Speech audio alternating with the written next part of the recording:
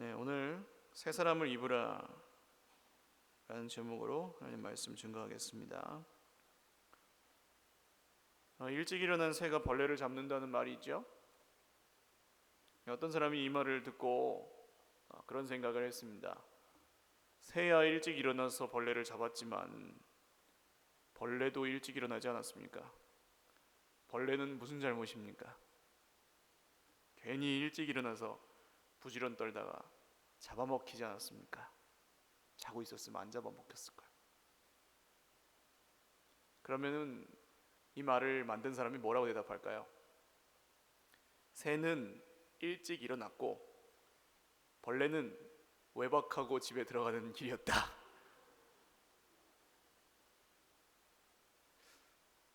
뭐 갖다 붙이기 나름입니다. 그런데 우리 인생이 변하는 것도 그런 것 같아요. 이렇게 조금씩 변하기는 하는데 그냥 우리가 애를 써가지고 달라지는 정도로는 좀 부족합니다. 계속되지도 않고. 그래서 오늘 성경은 옛 사람은 벗어버리고 새 사람을 입어라 그러거든요. 할렐루야. 그러니까 어떤 변화가 그냥 성장과 성숙과 자람의 의미도 있지만 완전히 탈바꿈하는, 하나님이 우리를 완전히 새롭게 바꾸어 주시는 그런 변화이기도 한 거죠. 오늘 본문은 좀 중요한 내용이 많기 때문에 몇 번을 나눠서 설교하려고 해요. 오늘은 17절과 18절만 보겠습니다. 17절 처음을 보시면 어떻게 시작합니까? 그러므로가 있으면 동그라미든 세모든 표시를 해놓으세요. 그러므로가 나오면 어디를 보셔야 돼요? 앞의 내용을 보셔야 한다 그랬죠? 지난 시간에는 교회의 하나됨과 또 각각 은사를 받은 대로 온전한 사람을 이루어 머리 대신 그리스도께까지 자라가야 된다. 그래서 교회는 말씀 안에서, 사랑 안에서 스스로 세워진다, 뭐 이런 이야기를 했습니다. 자연적인 성숙이 말씀 안에 있으면 일어나요. 물이 더러워져도 계속해서 시간이 지나다 보면 스스로 깨끗해집니다. 이거 뭐라고 하죠? 자정작용이라고 하죠. 교회도 똑같습니다. 말씀의 길을, 교회라는 물이 흐르고 있으면 좀 어려움이 생기거나 힘든 일이 있어도 스스로 깨끗해지는 능력이 교회에게, 성도에게는 있습니다. 그런데 그 다음에 이제 바울이 권면하는 것은 그 안에서 우리가 어떻게 살아야 될지에 대한 이야기입니다. 아니, 자연적으로 성장한다면서요? 우리가 할 게 뭐가 있습니까? 물론 맞아요, 그 말도. 그러나 이렇게 이해하시면 돼요. 아기 때는 할 게 없어요. 그냥 주는 걸 먹고 자라면 됩니다. 그러면은 엄마 아빠가 다 해주잖아요. 그런데 교회 안에서 우리가 함께 가만히 있지 않고 어떻게 한다고요? 자라난다고요. 새롭게 바뀌어 간다고요. 그러면 자라나다 보면 어느새 아기였던 사람이 이제는 심는 이의 역할을 하기도 하고 물 주는 이의 역할을 하기도 하고, 하나님은 계속해서 그 사람들을 통해서 또 다른 아기들을 자라게 하시고, 이게 교회에서 반드시 일어나야 되는 교회의 어떤 사명과 목적, 정체성이라고 볼 수 있겠습니다. 그래서 이제 그러면 계속해서 자라가는 우리가 어떻게 살아야 되고 어떤 역할을 해야 되는가에 대한 구체적인 얘기가 오늘 본문에서 나옵니다. 성경은 단순히 하나님이 어떤 분이시다, 예수님 어떤 분이시다 하고 끝나지 않습니다. 물론 우리가 믿는 진리는 그 내용이 맞죠. 그러나 그것을 믿는 사람이 어떻게 살 것인가에 대한 얘기가 연결되지 않으면 믿음 따로 삶 따로가 되면 아주 기형아가 되겠죠. 그러나 여러분, 말씀 자체에 능력이 있습니다. 할렐루야. 믿으시길 바라요. 뭔가 교회에서 새로운 프로그램을 해서가 아닙니다.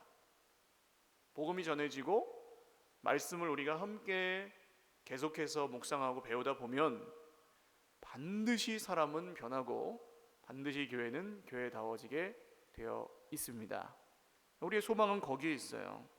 애써도 안 되지만 말씀으로는 된다. 할렐루야. 그러면 우리가 믿는 이 진리에 따라서 우리가 어떻게 살지는 사실 비유하자면 이런 겁니다. 이 말씀을 우리 인생이라는 그릇에 담아내는 거거든요. 그런데 말하자면 구슬이 있습니다. 구슬이 잔뜩 담겨 있어요.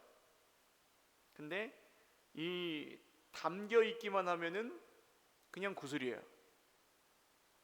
이거를 쓰려면 어떻게 해야 됩니까? 구슬이 서말이라도 어떻게 해야 보배가 돼요? 꿰어야 됩니다. 이게 삶이죠. 구슬은 있어야 다 우리에게 지식이 있고 성경이 있어요. 근데 그것을 꿰는 게 이제 삶입니다. 꿰지 않은 구슬은 목에 걸 수 없어요. 100마리 1000마리 있어도 쓸 수 없습니다. 그럼 어떻게 살아야 되는가? 오늘 17절 말씀을 한번 읽어보겠습니다. 시작. 그러므로 내가 이것을 말하며 주 안에서 증언하노니 이제부터 너희는 이방인이 그 마음에 허망한 것으로 행함같이 행하지 말라. 여기서 이방인은 예수님을 안 믿는 사람이겠죠? 예수 그리스도 안에 들어와 있지 않은 사람. 유대인과 이방인의 이방인이 아니고 예수님 안에 들어오지 않은 사람을 말합니다. 이전에는 우리도 다 이방인이었죠. 예수님 없는 사람은 어떻게 삽니까? 그 마음에 허망한 것으로 행한다고 합니다. 마음에 허망한 것은 또 뭐예요? 현상적으로 봐도 예수님 안 믿는 사람들은 다 힘들어요. 우리도 힘들지만 예수님 안 믿는 사람들은 여기에 구멍이 하나 뻥 하고 뚫려 있습니다. 보통 하나가 아니죠. 이방인에 대해서 성경이 말하는 유명한 구절이 하나 있어요. 너희는 염려하여 이르기를 무엇을 먹을까, 무엇을 입을까, 무엇을 마실까 하지 말라. 이는 다 누가 구하는 것이에요? 이방인이 구하는 것이다. 이게 얼마나 중요합니까? 근데 무엇을 먹을까, 무엇을 마실까, 무엇을 입을까가 중요해요, 안 해요?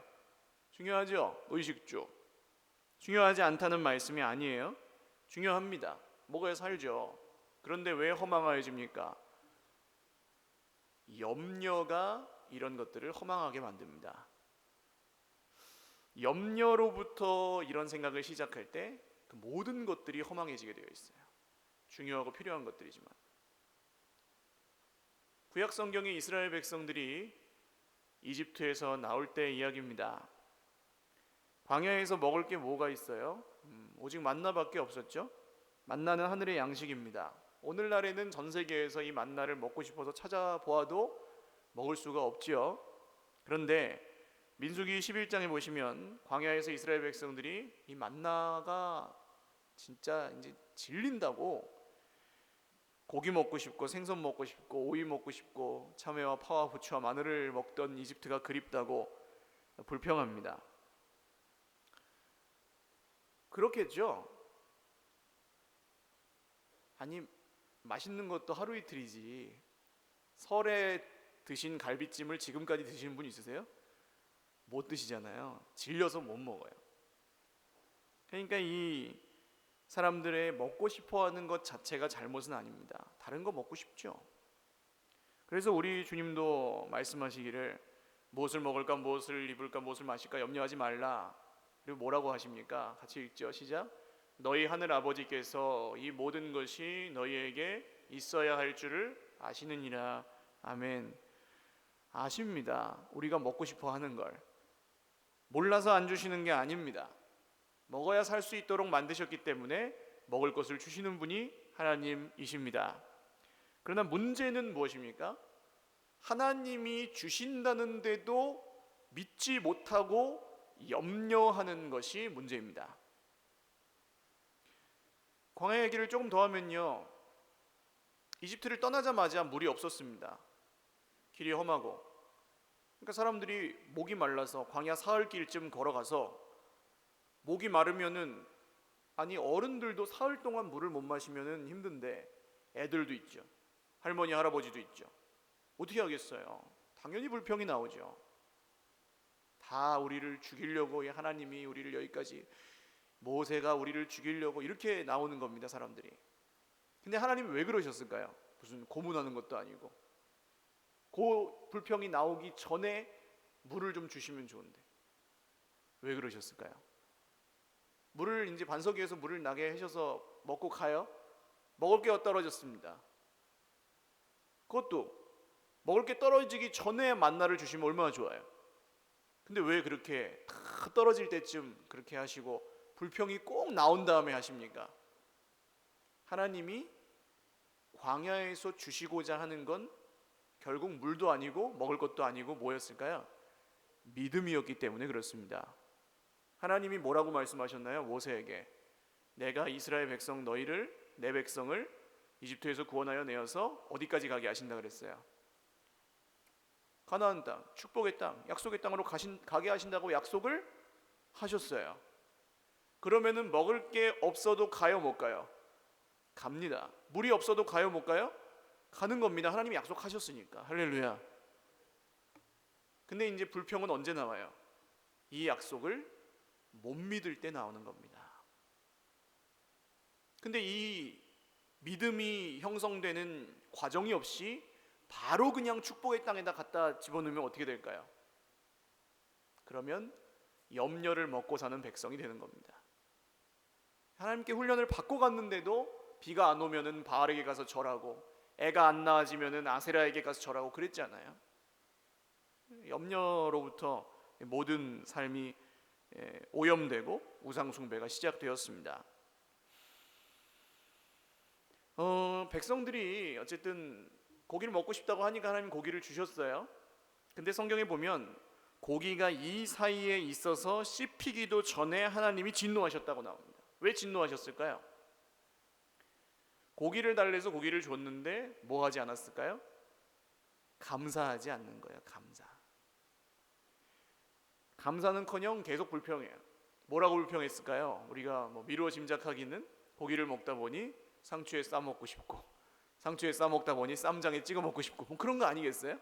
콜라도 한 잔 마시고 싶고. 끝이 없습니다. 먹고 싶다 해서 끝나지 않아요. 불평이. 다른 것도 먹고 싶다, 내 맘대로 먹고 싶다, 쌓아놓고 먹고 싶다, 이렇게 점점 커집니다. 염려에서 시작된 무엇을 먹을까 무엇을 입을까는 이렇게 커지게 되어 있습니다. 그렇게 되면 하나님이 그걸 안 주시면 원망스럽게 되고 그걸 마음껏 먹을 수 있었던 애굽으로 돌아가고 싶어 합니다. 근데 애굽에서의 신분은 뭐였어요? 노예였지 않습니까? 노예. 먹을 수만 있다면 내가 세상의 노예든 돈의 노예든 뭐든지 되겠다 하고 돌아가 버립니다.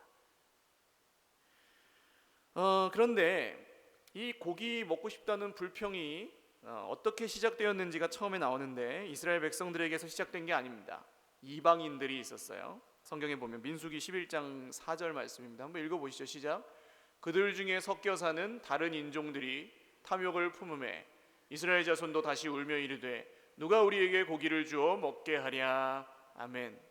자, 다른 인종들, 이방인들이죠. 이방인들이 마음에 허망한 것으로 행하는 것이 이스라엘 민족 모두에게 전염돼서 이런 일이 있었다는 이야기입니다. 여러분, 세상의 어떤 부귀영화도 아무리 맛있고 좋고 비싼 것도 하나님보다 그게 더 높아지면 그야말로 그 인생은 허망해지는 줄로 믿으시기를 바랍니다.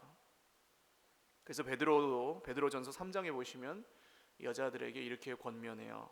여성들에게 하는 권면이었거든요. 3절 4절을 한번 읽어보겠습니다. 시작. 너의 단장은 머리를 꾸미고 금을 차고 아름다운 옷을 입는 외모로 하지 말고 오직 마음에 숨은 사람을 온유하고 안정한 심령에 썩지 아니할 것으로 하라. 이는 하나님 앞에 값진 것이니라. 아멘. 무슨 말입니까? 머리를 꾸미고 금을 차고 아름다운 옷을 입는 건 죄가 아니에요. 그래도 돼요. 그러나 그런 것을 꾸미는 것은 열심히 하면서 마음에 숨은 사람, 즉 속 사람을 온유하고 안정한 심령으로 가꾸지 않는 것이 문제라는 것입니다. 그러니까 어떻게 해요? 이 썩어질 것을 부지런히 사 모아요. 대표적인 게 백 아닙니까? 백. 남자들은 별로 안 갖고 싶어 하지만 여성들에게는 갖고 싶어 하는 백. 그 백을 가죽이잖아요. 가죽, 천연 가죽. 비가 오면은 어떻게 해요? 자기 몸으로 이렇게 백을 막고 가잖아요. 원래는 이렇게 쓰고 가야 맞아요. 싸구려는 쓰고 가지만 명품은 이렇게 이게 하나님입니다. 그 사람에게는. 물론 우리 중에는 뭐 그런 분은 없겠지만요. 썩지 아니할 것에 우리의 관심을 더 두어야 합니다. 그래서 이제 하나님의 기준으로 하나님 앞에 허망한 것이 무엇이고 하나님 앞에 값진 것은 무엇인가를 생각하면서 살아야 된다는 이야기죠. 무엇이 중요한지, 무엇이 먼저인지를 분별하라는 것입니다. 근데 하나님이 우리에게 주신 것들은 다 좋은 거예요. 그 자체로는 악한 게 하나도 없어요. 근데 왜 그게 허망해집니까? 삶에 그런 것들이 가득한데 그 삶의 질서를 잡아주시는 주인 예수님이 없으면 다 허망합니다. 헛되고 헛되며 헛되고 헛되니 모든 것이 헛되도다. 솔로몬의 말이죠. 인생 최고의 지혜를 갖고 최고의 부자였던 솔로몬이 하나님이 없을 때는 헛되고 헛되다는 이야기를 할 수밖에 없었습니다. 그래서 아까 읽었던 마태복음 6장에 무엇을 입을까, 무엇을 먹을까, 무엇을 마실까 그 염려하지 말라는 말씀 다음에 나오는 아주 유명한 말씀이 있어요. 아마 암송도 하실 겁니다. 읽어보시죠. 시작. 그런즉 너희는 먼저 그의 나라와 그의 의를 구하라. 그리하면 이 모든 것을 너희에게 더하시리라. 아멘. 왜 그의 나라를 구하라고 할까요? 하나님의 나라. 무엇 먹고 무엇 입고 무엇 가지고 무엇 사고 팔기 이전에 정말로 내 인생의 주인이 누구신지를 기억하라는 것입니다. 전도서에도 나오잖아요. 나이가 들어서 내 인생에 아무 낙이 없다고 말하기 전에 청년의 때 너의 창조주를 기억하라. 물론 우리가 힘들면 당장의 현실을 놓고 기도할 수밖에 없습니다. 그러나 조심해야 할 것은 그런 것들이 예수님이 없어서 허망해지지 않도록 그것의 다스림을 받지 마셔야 합니다. 염려가 지배하는 기도는 한계가 있습니다. 예수님이 주인 되시는 기도를 드려야 합니다. 어떤 경건한 사람이 예를 들어서 참 거룩하고 성실하게 살다가 어느 날 시험에 들었습니다. 그래서 기분이 너무 나빠서 이 거룩하고 성결하게 살던 걸 다 내팽개쳐 버렸습니다. 그럼 하나님이 너 시험 들어서 그렇구나, 기분이 너무 나빴구나, 이런 걸 아십니다.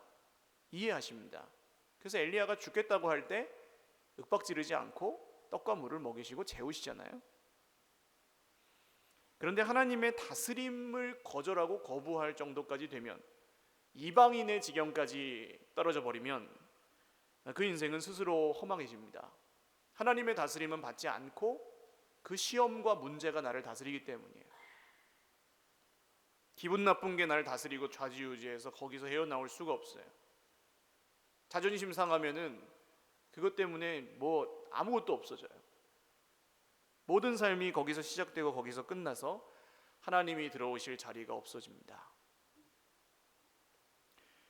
광야는 분명히 있고 광야에서 받아야만 하는 훈련이 있습니다. 그런데 광야에서 훈련받다가 정작 하나님을 놓치면 광야는 길어집니다. 광야는 하나님이 없으면 못 사는 곳입니다. 하나님이 안 계시면 죽는 곳입니다. 하루라도 하늘에서 만나가 내려오지 않으면 죽을 수밖에 없는 곳이 광야입니다. 우리의 인생은 모두 광야와 같습니다. 우리의 믿음의 조상들은 광야에서 하늘 양식 만나를 먹었어도 죽었습니다.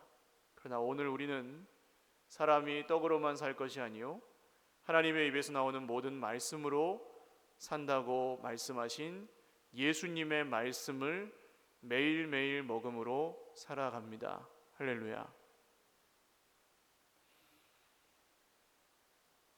애굽보다 더 무서운 곳이 광야이지만 애굽보다 더 축복된 곳이 광야입니다. 애굽에는 하나님이 없어요. 그냥 허망하고 허무합니다. 세상이죠. 어디서 왔다가 어디로 가는지 모르는 곳이 애굽입니다.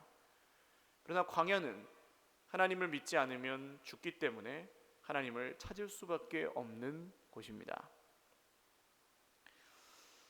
광야는 짧아요. 시내산에서 이 가나안 땅까지 한 100km 정도밖에 안 된다고 합니다. 차 타면 뭐 몇 시간 걸리겠어요? 100km면. 훈련 잘 받으면 1시간이면 가는 길입니다. 그런데 계속해서 무엇을 먹을까, 무엇을 입을까, 무엇을 마실까 염려하고 그게 나를 다스리고 하나님이 다스리시는 건 오히려 거부하면 광야가 어떻게 길어져요? 40년이 되었죠. 언제까지 그 뺑뺑이를 돌아야 될까요? 하나님을 찾을 때까지, 하나님을 주인으로 모실 때까지. 할렐루야. 그래서 바울은 이 이방인의 상태를 뭐라고 이야기합니까? 18절을 같이 읽겠습니다. 시작. 그들의 총명이 어두워지고 그들 가운데 있는 무지함과 그들의 마음이 굳어짐으로 말미암아 하나님의 생명에서 떠나 있도다. 아멘. 이건 사실 우리 이야기는 아니에요. 우리는 하나님의 생명 안에 들어와 있습니다. 예수 그리스도의 이름으로. 근데 우리는 이방인 중에 살아갑니다. 이방인의 세상 속에서 살아갑니다. 그러니까 이 말씀을 알아야 돼요. 마지막에 뭐라고 합니까? 하나님이 뭐에서 떠나 있어요? 생명에서 떠나 있대요. 그냥 점잖게 적어서 하나님의 생명에서 떠나 있다고 말하는 것이지 실상은 뭡니까? 죽어 있다는 이야기입니다.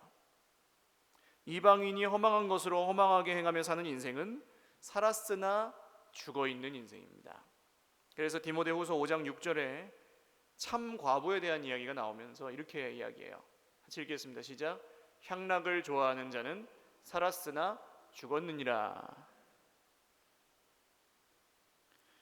하나님의 생명에서 떠나 있기 때문에 하나님의 다스림을 받느냐 거절하느냐, 이것은 생명의 문제입니다. 생명력이 없어요. 하나님의 다스림을 받지 못하면 그냥 사는 것이지 생명력이 없습니다. 그러니까 자꾸 하나님 아닌 다른 곳에서 자기 삶의 이유를 찾으려고 합니다. 돈에서, 쾌락에서, 명예에서, 권력에서, 이런 데서 자기의 삶의 생명의 의미를 찾으려고 해요. 사람들이 많이 하는 말 중에 전도서에도 나오는 말이잖아요. 낙이 없다, 혹은 사는 낙이 이거밖에 없다. 저도 모르게 이런 말을 할 때가 있어요. 굉장히 무서운 말입니다. 삶이 허망해진 거죠. 하나님이 목적이 아니니 낙이 없는 겁니다. 하나님의 다스림을 거부하고 하나님 한 분만으로 즐거워하지 못할 때 그 인생은 허망해질 수밖에 없습니다. 자연스러운 현상이에요. 고린도전서에 보시면 같이 한번 읽겠습니다. 시작. 기록된 바 내가 지혜 있는 자들의 지혜를 멸하고 총명한 자들의 총명을 폐하리라 하였으니. 아멘. 이게 하나님이 지금 세상 가운데 하고 계시는 일입니다. 왜 이렇게 하실까요? 그렇지 않아도 이 세상은 별로 총명하고 지혜롭지 못한데 왜 지혜와 총명을 멸하셨을까요? 그 뒷구절에 답이 있습니다. 읽죠. 시작.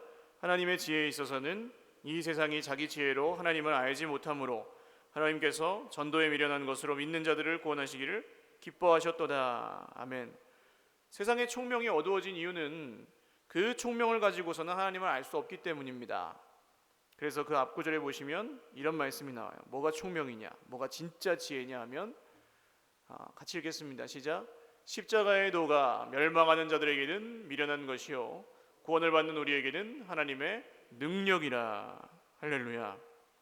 총명이 어두워졌었고 무지했고 스스로 하나님에게 나아갈 수 없었던 우리를 구원하신 것이 무엇입니까?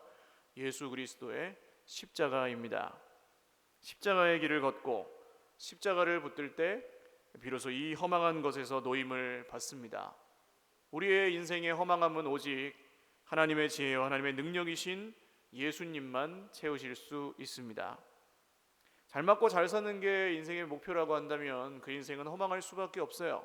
한국 사람들은 세 가지로, 이건 좀 안 좋게 빗대어 얘기하는 건데, 세 가지로 예수님을 믿는다 그래요. 하나는 티켓, 죽은 다음에 천국에 가는 표. 둘째는 비누, 월요일에서 토요일까지 실컷 더럽히고 일요일에 와서 목욕탕 사우나 가듯이 씻는. 세 번째는요, 도깨비 방망이나 자동 판매기, 요술 램프, 금 나와라 뿅 하면 나오는 내 소원을 들어주는 그런 존재로. 다 이제 어떤 일부는 담고 있을지 모르지만 예수님에 대해서, 하나님에 대해서 아주 너무 좁게만 본 거죠. 그렇게 믿다 보면은 딱 세 가지를 기도한답니다. 돈, 건강, 자녀. 그 밖으로 벗어나질 못한대요. 기도가. 이 슬픈 거 아닙니까? 근데 여러분, 우리의 현실은 그럴지라도 하나님이 말씀 안에 우리가 거하면 그냥 놔두지 않으십니다. 할렐루야. 이게 우리의 소망이에요. 우리는 문제 때문에 기도를 시작합니다. 근데 하나님은 그 문제의 광야에서 우리에게 믿음을 주십니다. 성경에 많은 믿음의 조상들이 다 그렇게 주님을 만나죠. 아브라함은 아들이 없었습니다. 75세, 99세까지 없었죠. 한나라는 여인도, 사무엘상에 나오는 한나도 아들이 없어서 남편의 그 세컨드에게 엄청난 핍박을 받았습니다. 근데 문제 때문에 기도하기 시작한 이 사람들이 결국 하나님께 문제를 해결받습니다. 근데 어떻게 해요? 아브라함은 모리아산에 가서 아들을 바치라는 하나님의 명령에 따라 아들을 바칩니다. 한나는요, 아이가 젖되자마자 성전에다가 맡겨 버립니다. 그 아들이 없어서 얼마나 힘들었는데, 얼마나 고생했는데 어떻게 그 아들을 갖다 그냥 바쳐버립니까? 어떻게 이렇게 될 수가 있어요?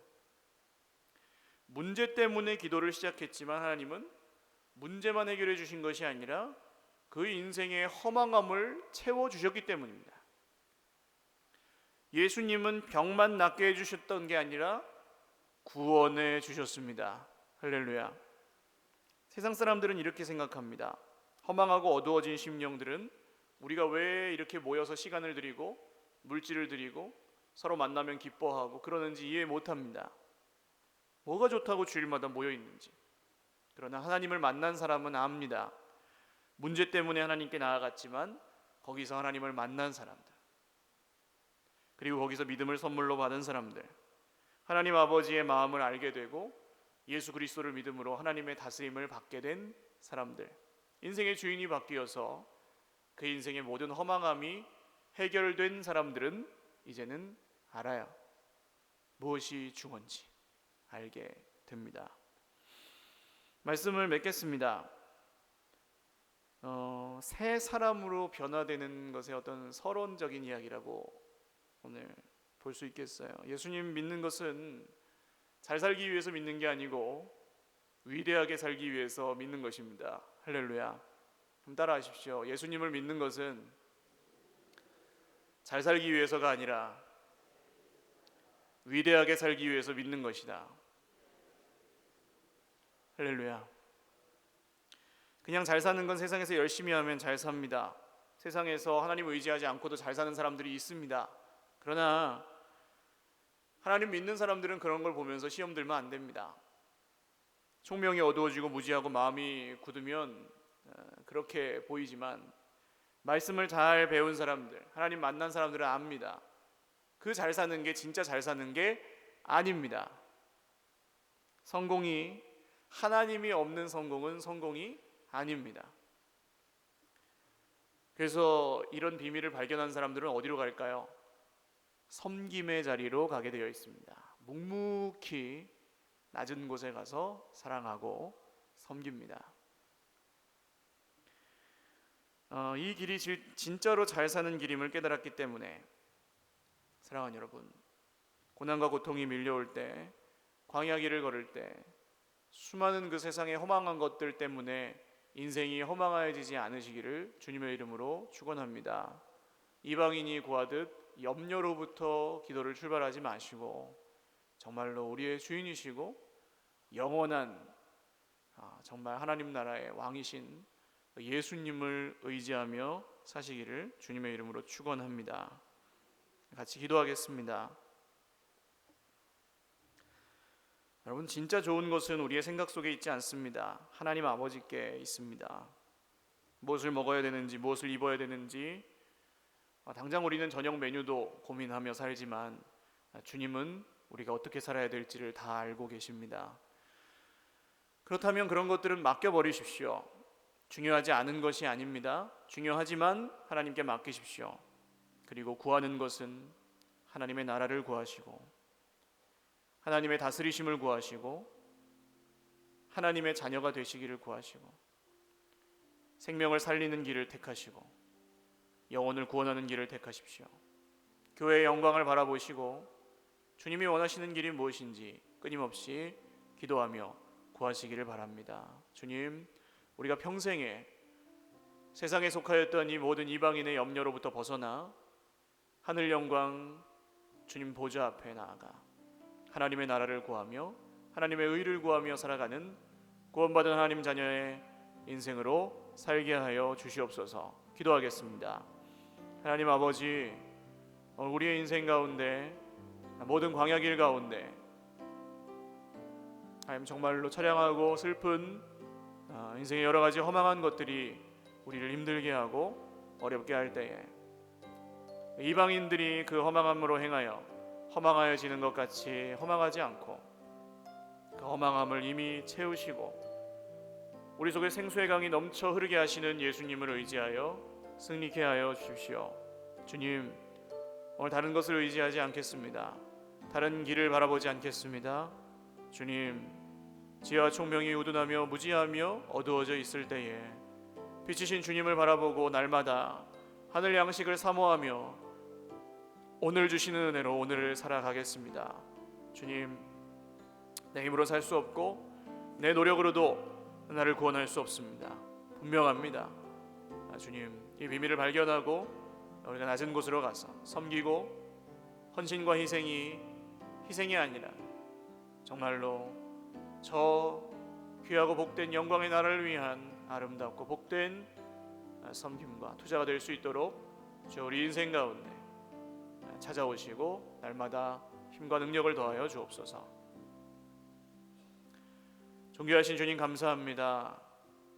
새 사람을 입으라고 말씀하실 때 우리가 광야에서 흙먼지를 뒤집어 쓰고 세상을 바라보며 사람들을 바라보며 실패하고 넘어질 때가 너무 많습니다. 그러나 우리가 여기 다시 모였을 때 주님은 기억하게 하십니다. 무엇이 진짜 지혜인지, 무엇이 진짜 총명인지, 공부를 잘해서 성공하는 것이 지혜인지, 투자를 잘해서 많은 돈을 남기는 것이 성공인지, 진짜로 인생의 궁극적인 목적과 행복의 요소는 어디에 있는지 말씀이 깨닫게 해 주십니다. 주님, 오늘도 이 비밀을 발견한 모든 예수님의 사람들마다 광야 같은 세상에서 쓰러지지 않고 승리할 수 있도록 지켜 주시옵소서.